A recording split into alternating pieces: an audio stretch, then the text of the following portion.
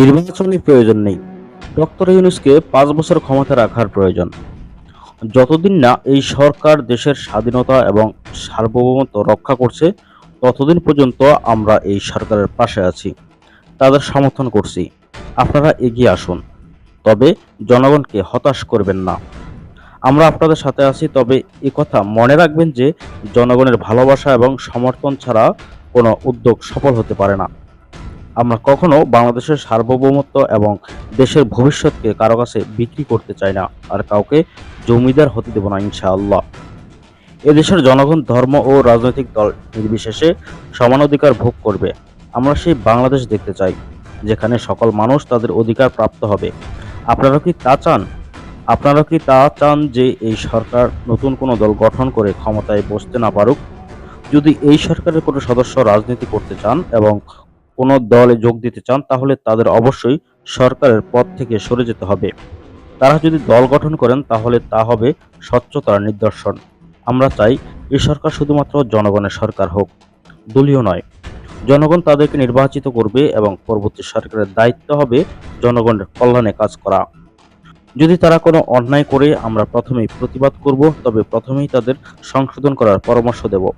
যদি তারা তা না মানে, আমরা জনগণের সাথে প্রতিবাদ চালিয়ে যাব। আল্লাহ আমাদেরকে এই দায়িত্ব দিয়েছেন এবং আমাদের কাজ হবে শুধু ন্যায়ের পক্ষে দাঁড়ানো। আমরা শুধু ন্যায়ের কাজ, সততা, দেশপ্রেম এবং ভালো কাজের সাথে থাকব। কিছুদিন আগে সরকার বিপদে পড়েছিল এবং তখন রাজনৈতিক দলগুলো সবাই একত্র হয়ে ফ্যাসিবাদের বিরুদ্ধে এক হয়ে দাঁড়িয়েছিল। আলহামদুলিল্লাহ, বাংলাদেশের ৫৩ বছরের ইতিহাসে প্রথমবারের মতো সব রাজনৈতিক দল একসাথে বসেছিল এবং সবাই বলেছিল যে তারা দেশের স্বার্থে কাজ করবে, দেশের স্বাধীনতা এবং সার্বভৌমত্ব রক্ষা করবে।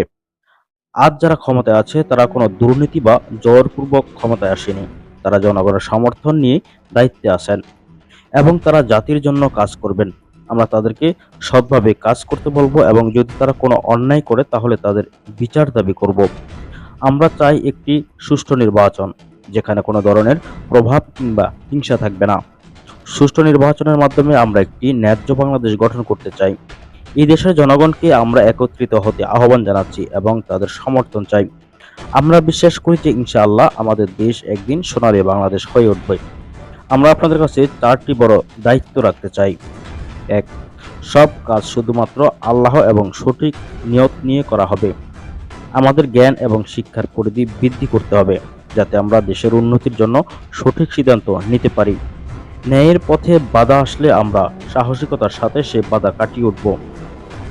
আমাদেরকে পরিশ্রমী হতে হবে, কারণ পরিশ্রম ছাড়া কোনো জাতির উন্নতি সম্ভব নয়। আমরা একটি সমৃদ্ধ, ন্যায্য এবং উন্নত বাংলাদেশ দেখতে চাই, যেখানে সবাই সমান অধিকারী হবে। এই দেশকে আমরা উন্নতির সাথে এগিয়ে নিয়ে যাব এবং ইনশাআল্লাহ বাংলাদেশের ভবিষ্যৎ উজ্জ্বল হবে। অতএব সবাইকে একত্রিত হয়ে কাজ করতে হবে এবং দেশকে আরো উন্নত করতে হবে। আল্লাহ আমাদের সহায় হন এবং আমাদের কাজকে সফল করুন।